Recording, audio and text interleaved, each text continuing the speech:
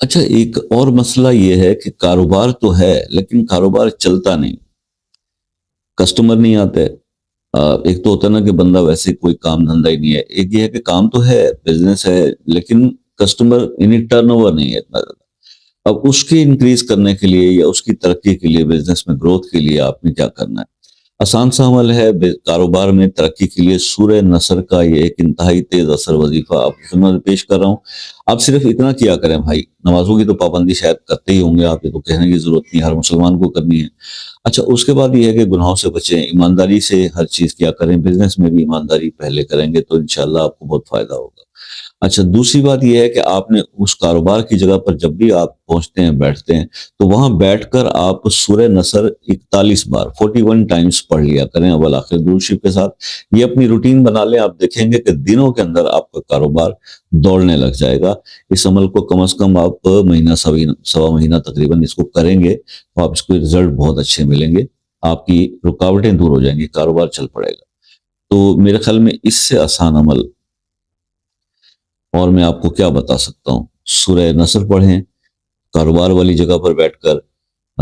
بس ایمانداری سے بزنس کیا کریں اور لوگوں کا ٹرسٹ ون کرنے کی کوشش کریں، کیونکہ ایک بار اگر ایک کسٹمر آپ سے چیٹ ہو جائے، ڈیسیو ہو جائے، تو اس کے بعد وہ بہت سارا معاملہ خراب ہو جاتا ہے، دوسرے بھی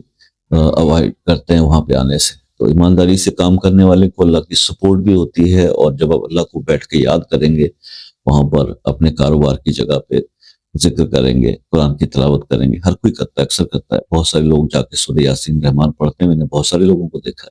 کئی لوگ ڈسکس بھی کرتے ہیں آ کے۔ تو سورہ نصر کا میں نے آپ کو یہ بتایا، یہ جا کے آپ کاروبار والی جگہ پہ 41 ٹائمز پڑھا کریں، انشاءاللہ کاروبار بہت تیزی سے آگے بڑھے گا۔ تو یہ آج وظیفہ آپ کے ساتھ شیئر کرنا تھا، باقی کچھ سمجھ میں نہ آیا ہو تو آپ واٹس ایپ پہ رابطہ کر لیں، شام 6 سے رات 10 بجے تک کا ٹائم ہوتا ہے، اس سے آگے پیچھے پلیز رابطہ نہ کیا کریں۔ اور باقی یہ ہے کہ اگر کسی مسئلے میں الجھے ہیں اور وہ بہت سارے وظائف کر کے بھی سالو نہیں ہو پا رہا، تو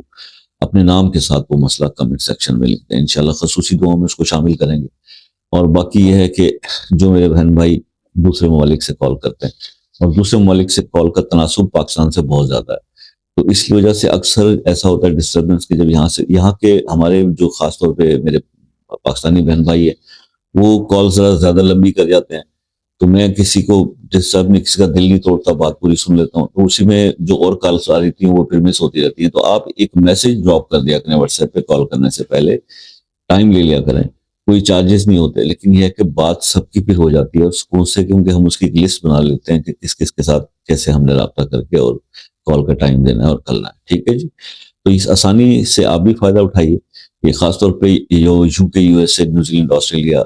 ناروے وغیرہ کی جو بہت 12 گھنٹے سے زیادہ جن لوگوں کا ٹائم ڈفرینس ہے، ان کے لیے ریکویسٹ کرتا ہوں۔ باقی یہ ہے کہ دعا میں یاد رکھیے گا، اپنا بہت سارا خیال رکھیے گا، انشاءاللہ زندگی رہی تو نیکسٹ کسی ویڈیو میں آپ کے ساتھ پھر ملاقات ہوگی، تب تک کے اجازت دیجیے، اللہ حافظ۔